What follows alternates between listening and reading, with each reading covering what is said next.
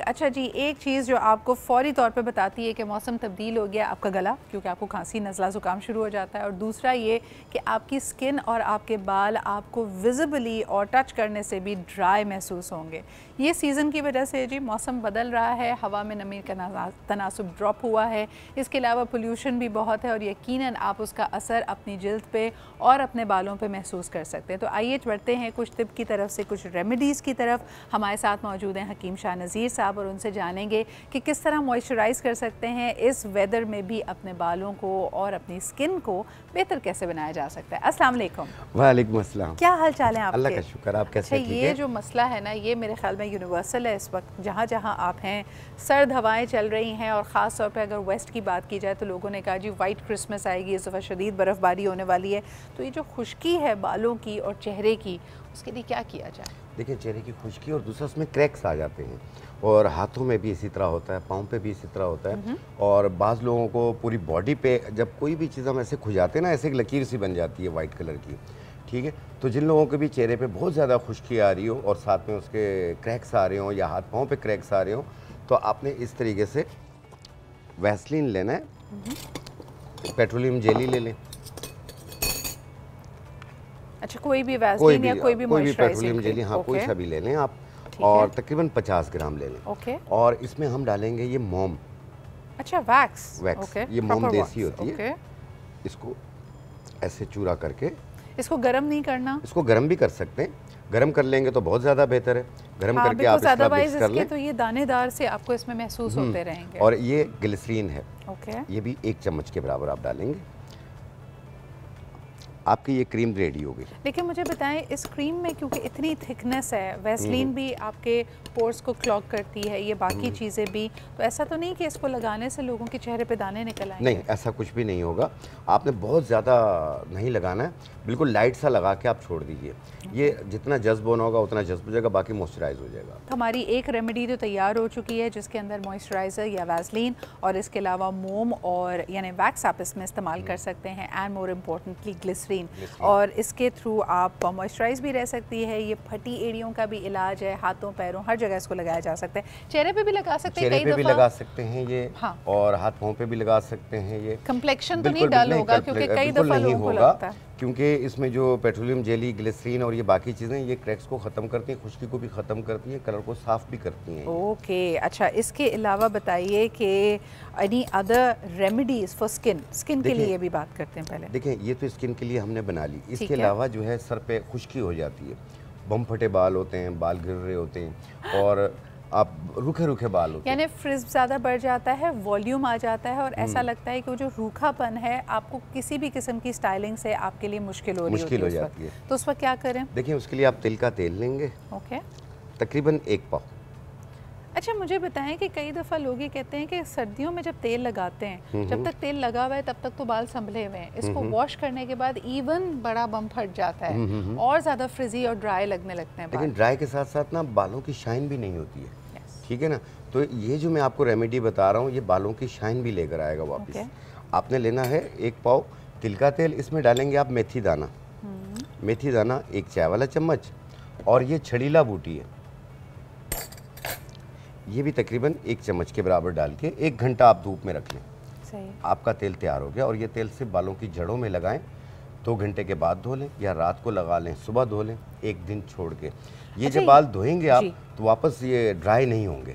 Okay, हाँ, मुझे ये बताएं कि ये जब भी हम इस तरह का कोई तेल बनाते हैं जिसमें कोई एडिशंस करनी है, इन्फ्यूजन्स करनी है, कुछ लोग इसको डायरेक्ट चूल्हे पे पका लेते हैं, जिसमें कहते हैं कि जी जब तक जो चीज़ डाली है वो पूरी बर्न ना हो जाए, काली ना हो जाए, आप उसको चलाते रहें, फिर ठंडा करें, छानें और इस्तेमाल कर लें। एक आप तरीका बताते हैं कि इसको जो ना धूप में रख दिया जाए, 24 घंटों के लिए ये इन्फ्यूज़ हो जाएगा। तीसरा तरीका भी लोग बताते हैं, विच इज़ कि इस तरह आपने डाला और इसको फिर डबल बॉयलर में रख लिया कि नीचे से पानी गर्म होते हुए में इसको थोड़ी देर रहने दिया ताकि ये आहिस्ता आहिस्ता इन्फ्यूज़ हो।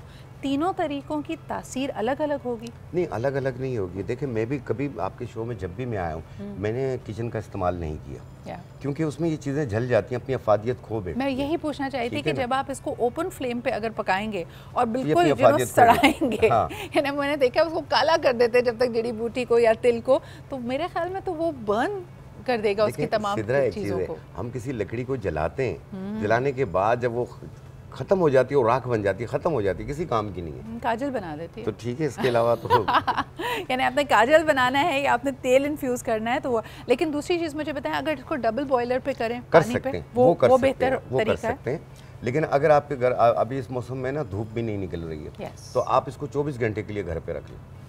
24 घंटे के बाद आप इसे बल्ब के नीचे रख लें, वो जैसे बेकरी में घर पे रख लें, के ऊपर एक इसके बल्ब अज्जा लगा कशीद हो होता था जाते ना। हैं, इसके अज्जा कशीद हो जाते हैं 24 घंटे में। इसके अलावा कोई रेमेडी देना चाहेंगे? चाहेंगे? रेमेडी ये है कि नज़ला ज़ुकाम, खांसी, गला ख़राब, टॉन्सिल्स और बार बार गले में खिचखिच होती है, तो उसको ठीक करने के लिए ये हर घर में हर शख्स को हो रही है, चाहे वो किसी भी एज का इंसान हो, सबके लिए आपने लेना है। ये सपिस्तान है।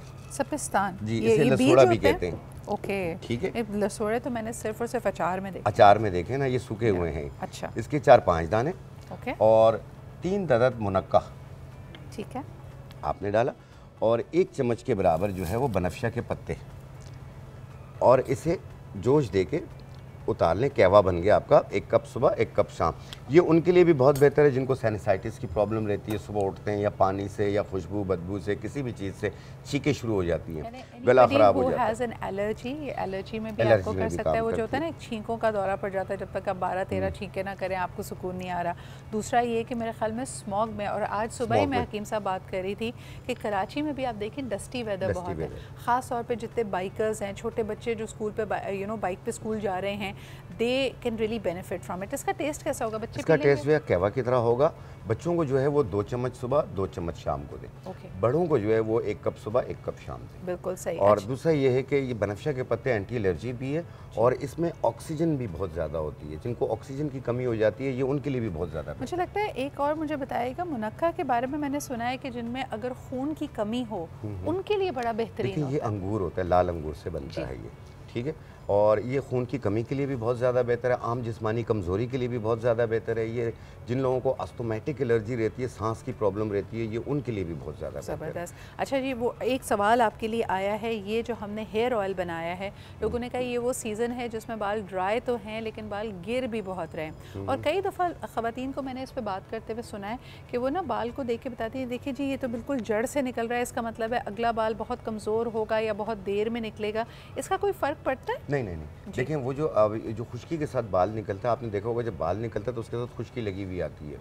तो ये इसमें बाल मैंने स्टार्ट में ही, आप अगर आप मेरी बात को याद रखें तो जैसे मैंने कहा ना, बम फटे बाल होते हैं, बाल गिर भी रहे होते हैं, ड्राई वेदर है, ये खुश्की की वजह से अक्सर में खारिश इचिंग महसूस होती है, परत से खुश्की निकलती है, तो ये उन सब के लिए बेहतर है। आप इसे यूज़ करेंगे, बाल गिरना झड़ना भी दूर होंगे, बाल शाइनी भी होंगे। ओके, एक और सवाल आपके लिए आया है, क्योंकि हमने देखा कि वबाई अमराज में अगर देखा जाए तो बहुत ज़्यादा डेंगू और चिकनगुनिया फैला हुआ था, तो वो मरीज़ जो रिकवर कर चुके हैं अल्हम्दुलिल्लाह, वो बहुत ज़्यादा कमज़ोरी महसूस कर रहे हैं और आए दिन उनके जॉइंट्स पे, उनके पैरों पे उनको स्वेलिंग नज़र आती है। वो क्या कर सकते हैं इस रिकवरी पीरियड में? बिल्कुल सिद्रा, इसमें स्वेलिंग भी नज़र आती है और हर एक दिन छोड़ के 2 दिन छोड़ के उनको वापस दर्द शुरू हो जाता है और चला नहीं जाता, लंगड़ा के चलते हैं, अपने आप को घसीट के चलते हैं।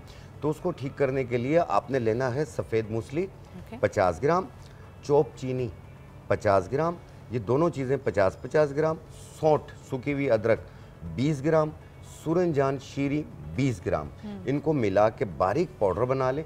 1 चम्मच सुबह 1 चम्मच शाम लें। 2 दिन में आप उठ खड़े होंगे, जब मुकम्मल ठीक हो जाए आप इसे रोक दीजिए। बिल्कुल सही। एक आखिरी सवाल, सर्दी के मौसम में लोग इस बात पे परेशान हैं कि कहवा, चाय, कॉफ़ी तो चल रही है, क्या दही का इस्तेमाल किया जा सकता है? मेरे घर में भी ये बहस हो रही थी, छोटे बच्चों को स्मूदी दें, लस्सी दें, ना दें, सर्दी ऐसी है कि फिर रेशा बनता है, गला ख़राब हो जाता है, दही का इस्तेमाल? दही का इस्तेमाल आप हर चीज़ कर सकते हैं, म्याना रवि के साथ करें आप, और छोटा बोल आप इस्तेमाल कर सकते हैं, बहुत ज़्यादा ना खाएं। बिल्कुल सही, बहुत बहुत शुक्रिया। रेशा कॉज करेगा, अदरवाइज़ ये तमाम रेमेडीज़ को आप ट्राई करें, हमें ज़रूर इसका फ़ीडबैक दीजिएगा।